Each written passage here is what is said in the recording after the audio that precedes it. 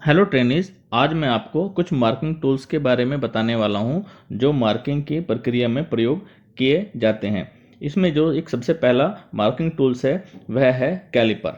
Caliper एक indirect measurement tool होता है। इनडायरेक्ट मेजरमेंट टूल का मतलब ये होता है कि इस प्रकार के टूल जिनसे हम डायरेक्ट रीडिंग नहीं ले पाते हैं और उनकी रीडिंग लेने के लिए हमें किसी स्टील रूल या अन्य किसी इंस्ट्रूमेंट की आवश्यकता होती है। तो कैलिपर की सहायता से हम जॉब की लंबाई, चौड़ाई, मोटाई तथा व्यास आदि मापने का काम करते हैं। कैलिपर जनरली माइल्ड स्टील या हाई कार्बन स्टील के बनाए जाते हैं। जो माइल्ड स्टील के कैलिपर होते हैं उनके किनारों को हम केस हार्डनिंग करते हैं और जो हाई कार्बन स्टील के बने कैलिपर्स होते हैं उनको हार्डवेयर टेम्पर किया जाता है। अब जो कैलिपर्स के प्रकार होते हैं इनका जो वर्गीकरण होता है इनके टांगों के आकार के अनुसार और जोड़ के अनुसार विभिन्न प्रकार के कैलिपर होते हैं। इसमें आप देख रहे हैं कि जॉइंट के हिसाब से दो प्रकार के इसमें कैलिपर दिखाए गए हैं, एक फर्म जॉइंट और एक ये स्प्रिंग जॉइंट।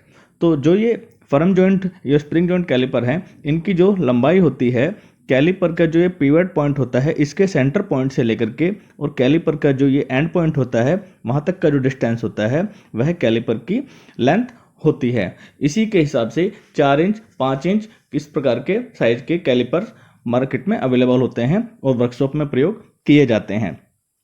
तो जो ये फर्म जॉइंट वाले कैलिपर है इसमें आप देख रहे हैं इसके जोड़ के दोनों टांगों के एक सिरे पर रिवेट तथा वाशर की सहायता से यहाँ पर ये जॉइंट बना होता है, फर्म जॉइंट बना होता है। इसकी सहायता से जो रीडिंग लेते हैं वो शुद्ध नहीं आ पाती है, इसलिए इस कैलिपर का प्रयोग कम किया जाता है। और जो ये दूसरे प्रकार का कैलिपर होता है ये स्प्रिंग जॉइंट होता है। इसमें एक ऊपर की तरफ ये स्प्रिंग होता है और साथ में ये एक एडजस्टिंग नट होता है। इसके प्रयोग ज़्यादा किया जाता है, इसमें सेटिंग आसानी से किया जा सकता है। तो ये जो कैलिपर है ये इसके टांगों के इसके firm joint caliper according to joints हैं। इसी के साथ जो टांगों के अनुसार जो कैलिपर का बाइफर्केशन होता है, जो क्लासिफिकेशन होता है वो होता है outside caliper, inside caliper, jenny caliper. तो ये जो कैलिपर है एक ये आउटसाइड कैलिपर का फिगर दिखाया गया है। आउटसाइड कैलिपर की सहायता से हम जो बाहरी व्यास, लंबाई, चौड़ाई, मोटाई आदि नाप सकते हैं। और इसमें भी इसी प्रकार से दिखा रखा है, ये स्प्रिंग जॉइंट वाला है और यहाँ पर ये स्प्लिट नट होता है जिसकी सहायता से हम एडजस्टमेंट करते हैं। जो नेक्स्ट है ये इनसाइड कैलिपर है। इनसाइड कैलिपर की जो टांगें होती हैं वह बाहर की तरफ मुड़ी रहती हैं और इसकी सहायता से हम इंटरनल व्यास, खांचे की लंबाई, चौड़ाई आदि हम मेजरमेंट लेते हैं। ये भी दो प्रकार के हैं, ये फर्म जॉइंट वाला है और ये स्प्रिंग जॉइंट वाला इनसाइड कैलिपर है। इसी प्रकार जो तीसरे प्रकार का कैलिपर होता है उसको हम जैनी कैलिपर कहते हैं। जैनी कैलिपर को हम हर्माफ्रोडाइट कैलिपर या ओड लेग कैलिपर तथा लेग एवं पॉइंट कैलिपर्स के नाम से भी जानते हैं। जैनी कैलिपर्स जो होता है इसकी एक टांग अंदर की तरफ 45 डिग्री के कोण पर मुड़ी हुई रहती है। ये भी दो प्रकार के होते हैं, फर्म जॉइंट और स्प्रिंग जॉइंट जैनी कैलिपर। जो टांग के बनावट के आधार पर जैनी कैलिपर्स को हम 3 प्रकार के हम बताते हैं। जो टांगों के हिसाब से टाइप 1 का जो कैलिपर होता है उसकी टांग बाहर की तरफ मुड़ी होती है। टाइप 2 वाला जो होता है उसकी टांग अंदर की तरफ मुड़ी होती है और एक जैनी कैलिपर होता है उसमें एक हील बनी हुई होती है। ये कुछ फंक्शंस फिगर में दिखाए गए हैं, जैनी कैलिपर्स के कुछ फंक्शन दिखाए गए हैं। तो इसमें आप देख रहे हैं फिगर ए में जैनी कैलिपर्स की सहायता से जिसकी एक टांग अंदर की तरफ मुड़ी हुई है तो ये पैरेलल लाइन ड्रॉ कर रहा है एक एज की सहायता से। दूसरे कैलिपर में, दूसरे पार्ट बी में देख रहे हैं, फिगर बी में आप देख रहे हैं कि odd leg caliper jenny caliper की सहायता से ये किसी जॉब यानी जो राउंड जॉब है उसका सेंटर निकाल रहे हैं। और जो सी टाइप है इसमें आप देख रहे हैं कि इसमें एक प्रोफाइल को वो ड्रॉ कर रहा है, प्रोफाइल की मार्किंग कर रहा है। साथ ही साथ जो ये हील वाला एक फिगर है जैनी कैलिपर है इसमें यहाँ पर ये हील बना हुआ होता है, इसकी सहायता से एज लेकर के ये एक पैरेलल लाइन को ड्रॉ कर रहे हैं। ये जैनी कैलिपर्स के फंक्शन होते हैं। नेक्स्ट जो मार्किंग टूल्स है वह है कॉम्बिनेशन सेट। कॉम्बिनेशन सेट का जो फंक्शन होता है ये 3 पार्ट्स का कंबाइंड में होता है। जो इसके पार्ट होते हैं वो होते हैं protractor head, centre head square head और उसके बीच में एक ये रूल लगा होता है, इसीलिए इसको हम कॉम्बिनेशन सेट के नाम से जानते हैं। कॉम्बिनेशन सेट का जो फिगर दिखाया गया है इसमें आप देख रहे हैं जो ये ए वाला पार्ट है ये सेंटर हेड है, जो ये बी वाला पार्ट है ये इसका प्रोटेक्टर हेड है, और जो सी है ये एक इसका स्क्वायर हेड है। स्क्वायर हेड में एक ये स्क्राइबर दिया हुआ होता है मार्किंग के लिए, और साथ में जो बीच में एक ये स्केल होता है ये एक ग्रूव्ड होता है, इसमें बीच में ग्रूव होता है जिसके सहायता से ये तीनों पार्ट इसके साथ अटैच किए जाते हैं। अब हम वन बाय वन इनके फंक्शंस जो इसके पार्ट्स हैं इसके फंक्शंस को हम डिस्कस करेंगे। जो ये प्रोटेक्टर हेड है, प्रोटेक्टर हेड के द्वारा हम कोई भी एंगल का मेजरमेंट ले सकते हैं, और जो इसकी शुद्धता होती है, एक्यूरेसी होती है, वो +-1 डिग्री की शुद्धता से हम कोई भी एंगल मेजरमेंट कर सकते हैं। साथ ही साथ प्रोटेक्टर हेड में एक स्पिरिट लेवल भी दिया हुआ होता है जिसकी सहायता से हम हॉरिजॉन्टली उसका लेवल भी हम चेक कर सकते हैं, किसी सतह का हम लेवल भी चेक कर सकते हैं।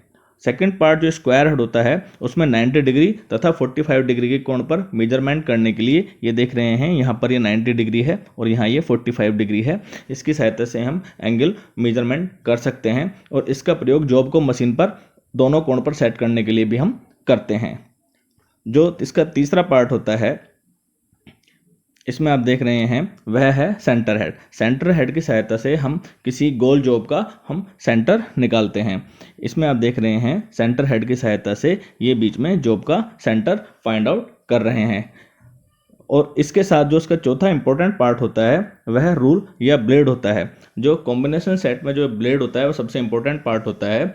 ये स्टेनलेस स्टील या स्प्रिंग स्टील का बना होता है। इसके बीच में एक खांचा बना होता है, रेक्टेंगुलर खांचा होता है, जिसके सहायता से स्क्वायर हेड, प्रोटेक्टर हेड या सेंटर हेड भली भांति उसके अंदर फिट या लॉक हो जाते हैं।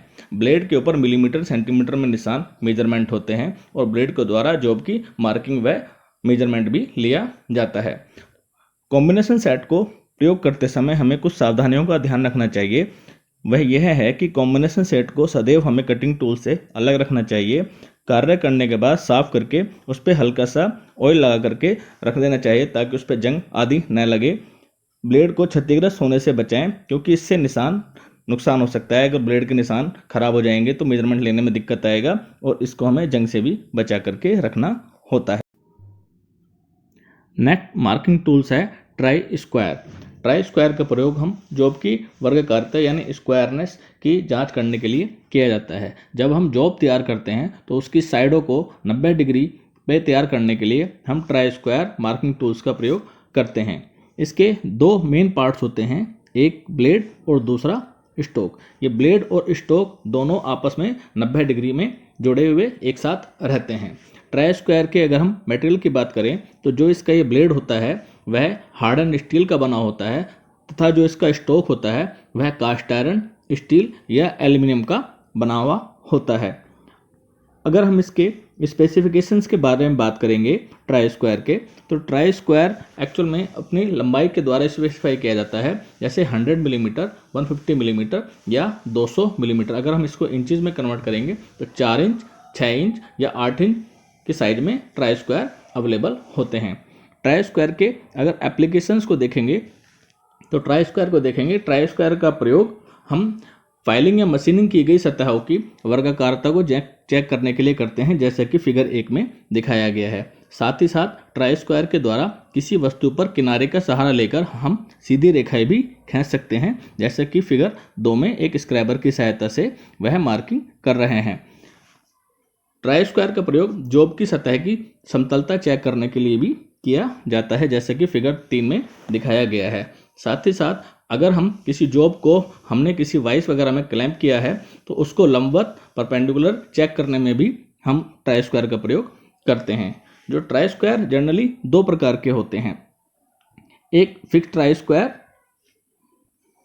और एक एडजस्टेबल ट्राई स्क्वायर। जो ये फिक्स्ड ट्राई स्क्वायर होता है इसमें ब्लेड और स्टोक आपस में फिक्स होते हैं 90 डिग्री कोण पर। एक रिविट के साथ उनको असेंबल कर दिया जाता है और ब्लेड और उसके स्टोक को एक स्थायी रूप से उसमें फिक्स किया जाता है।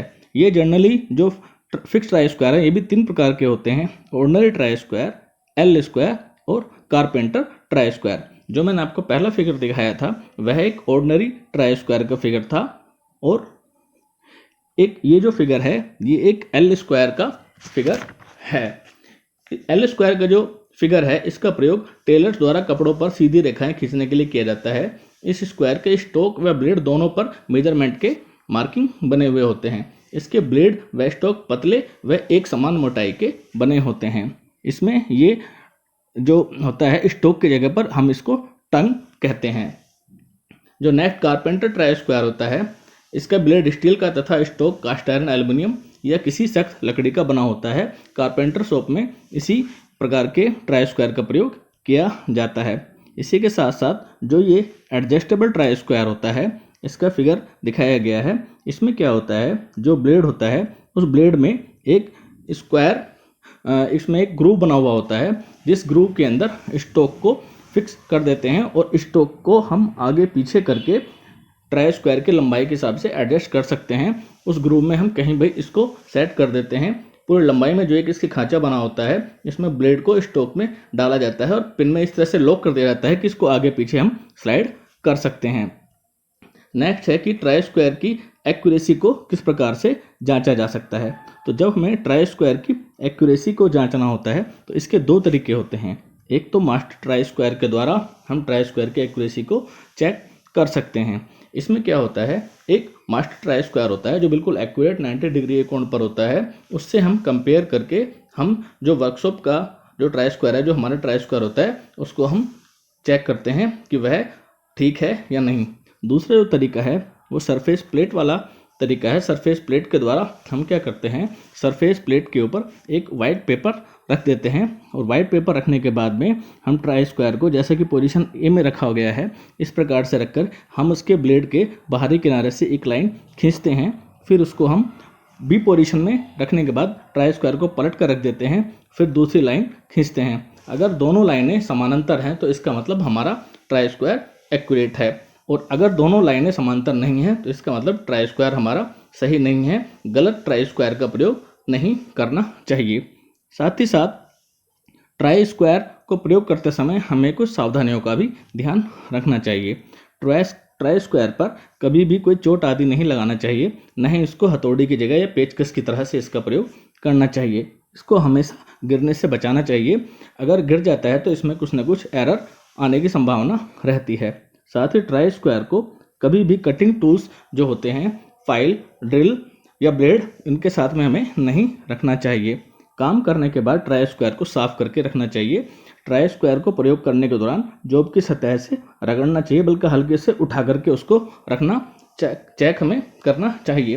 ट्राई स्क्वायर का प्रयोग जब न हो रहा हो तो उसमें हल्का सा हम ऑयल का लेप लगा करके उसको रख देते हैं ताकि उस पर जंग नहीं लग सक पाए। नेक्स्ट जो मार्किंग टूल है वह है डिवाइडर। डिवाइडर एक दो नुकीली टांगों वाला मार्किंग टूल है और साथ ही साथ ये एक कैलिपर की तरह इनडायरेक्ट मेजरिंग टूल भी होता है। इनडायरेक्ट मेजरिंग टूल वह होते हैं जो डायरेक्ट रीडिंग नहीं देते हैं, जिनकी रीडिंग लेने के लिए हमें किसी और टूल की आवश्यकता होती है। तो डिवाइडर से भी हम मेजरमेंट लेने के लिए हमें स्केल की आवश्यकता होती है। इसकी जो दोनों टांगों के बनावट के हिसाब से यह भी कैलिपर की तरह दो तरह का होता है, फर्म जॉइंट और स्प्रिंग जॉइंट। अगर हम डिवाइडर के पार्ट्स के बारे में बात करें तो ये ऊपर वाला पार्ट इसका पैग होता है और साथ में ये स्प्रिंग जॉइंट है, तो ये स्प्रिंग है, और ये एक इसका फलक्रम होता है। फलक्रम वह पॉइंट होता है जिसके रेफरेंस में दोनों टांगें उसकी मूव करती हैं। साथ में एक ये नट नट होता है। नट के आगे एक वाशर होता है और पीछे की तरफ बॉल होता है पकड़ने के लिए। साथ ही साथ ये दोनों इसकी लेग होती हैं। और जो डिवाइडर का साइज होता है वह फलक्रम के सेंटर से लेकर के और डिवाइडर के एंड पॉइंट तक का जो लेंथ होता है वह डिवाइडर का साइज होता है। डिवाइडर का जो साइज है वह 50 मिलीमीटर से 200 मिलीमीटर तक होता है। अगर हम इसके मटेरियल की बात करें तो डिवाइडर माइल्ड स्टील के बने होते हैं और इनका जो वर्किंग एज पॉइंट होता है उसको हार्ड व टेम्पर कर दिया जाता है। कभी कभी डिवाइडर को हाई कार्बन स्टील का भी बनाया जाता है। अगर हम इसके एप्लीकेशंस के बारे में बात करें तो डिवाइडर का जो प्रयोग होता है वह रूल की सहायता से हम डायमेंशन को भी ट्रांसफ़र कर सकते हैं। यहाँ आप देख रहे हैं इस फिगर में, यहाँ ये एक स्टील रूल दिखा रखा है जिसकी सहायता से ये पैमाइश ले रहा है। नेक्स्ट ये है कि डिवाइडर द्वारा जॉब पर वृत्त या वृत्ताकार चाप भी हम लगा सकते हैं। यहाँ देख रहे हैं आप डिवाइडर की सहायता से वो सर्किल बनाया है और साथ में हम कोई आर्क भी बना सकते हैं। नेक्स्ट डिवाइडर द्वारा हम सीधी रेखा या वृत्त को समान भागों में बांट सकते हैं। यहाँ पर ये इक्वल डिस्टेंस पर लाइन को डिस्ट्रीब्यूट कर रहा है और यहाँ पर ये सर्किल को भी इक्वल भागों में बांट रहा है डिवाइडर की सहायता से। अगर हम डिवाइडर के बात करें, डिवाइडर के जो यूज़ करते समय हमें कुछ प्रिकॉशंस का ध्यान रखना होता है। डिवाइडर के द्वारा जो है दोनों टांगों की लंबाई व नुकीलापन शार्पनेस होना चाहिए, क्योंकि यदि इनका शार्पनेस नहीं होगा तो रीडिंग या चाप हमारा आर्क गलत हो सकता है। साथ ही साथ इसके जो दोनों टांगों के बीच का जो डिस्टेंस है वह बराबर होना चाहिए। अगर उसमें डिफरेंस आ जाएगा तो उससे भी रीडिंग हमारा प्रॉपर नहीं आएगा। दूसरा, हमें इसको कटिंग टूल से दूर रखना चाहिए। और नेक्स्ट पॉइंट जो एक इम्पोर्टेंट पॉइंट रहता है वह सभी टूल्स के साथ है कि प्रयोग करने के बाद हमें उसमें हल्का सा ऑयल लगा करके उनको उनके उचित स्थानों पर रखना चाहिए। जो डिवाइडर के प्रकार होते हैं, ये फर्म जॉइंट डिवाइडर है, ये स्प्रिंग जॉइंट डिवाइडर है और साथ ही साथ ये विंग डिवाइडर है। यहाँ पर इन्होंने डिवाइडर की सहायता से जो ये एप्लीकेशन है वह दिखा रखा है कि ये इक्वल डिस्टेंस पर किस प्रकार से डिवाइड कर रहा है।